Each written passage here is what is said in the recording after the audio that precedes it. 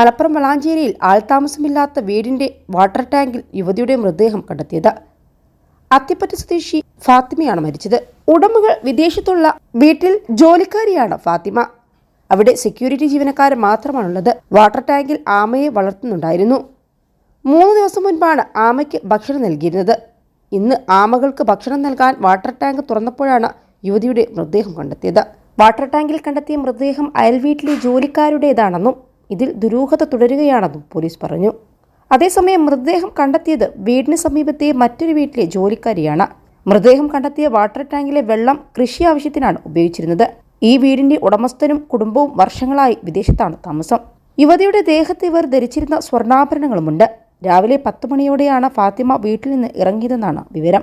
അതേസമയം postmortem report ലഭിച്ചാൽ മാത്രമേ മരണകാരണം ഉൾപ്പെടെ വ്യക്തമാവുകയുള്ളൂ എന്നും പോലീസ് പറഞ്ഞു. ഇൻക്വസ്റ്റ് നടപടികൾ പൂർത്തിയാക്കിയ ശേഷം മൃതദേഹം പോസ്റ്റ്മോർട്ടത്തിനായി മഞ്ചേരി മെഡിക്കൽ കോളേജ് ആശുപത്രിയിലേക്കാണ് മാറ്റിയത്. ഞായറാഴ്ച രാവിലെ 11 മണിയോടെയാണ് ആൾതാമസമില്ലാത്ത വീട്ടിലെ വാട്ടർ ടാങ്കിൽ യുവതിയുടെ മൃതദേഹം കണ്ടെത്തിയത്. 21 ലക്ഷത്തോളം സന്തുഷ്ടരായ ഉപഭോക്താക്കളും 2 ലക്ഷത്തോളം തിമിര ശസ്ത്രക്രിയകളും പൂർത്തിയാക്കിയ മലബാറിലെ ഏക കണ്ണാശുപത്രി Al Salama high hospital, hospital road, Perinthalmanna.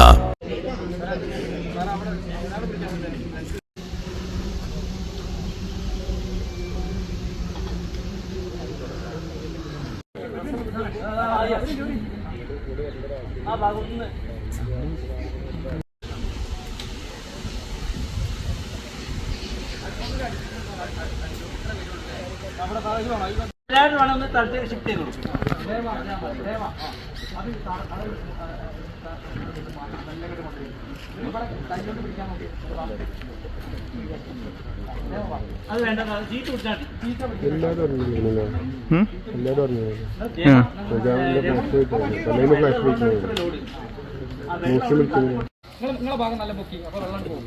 ഇവിടെ ദിവസമാക്കി പിടിക്കും.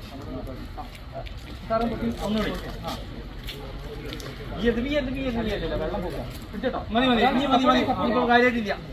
ഞാൻ റോപ്പിന്റെ എന്റെ നന്നായി പിടിക്കണം. ഇവിടെ പിടിക്കണം കേട്ടോ. ഞാൻ പിടിച്ച്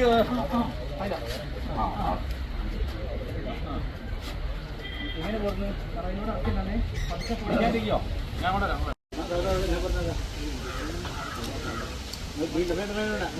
കാര്യമായിട്ടില്ല. ഇവിടെ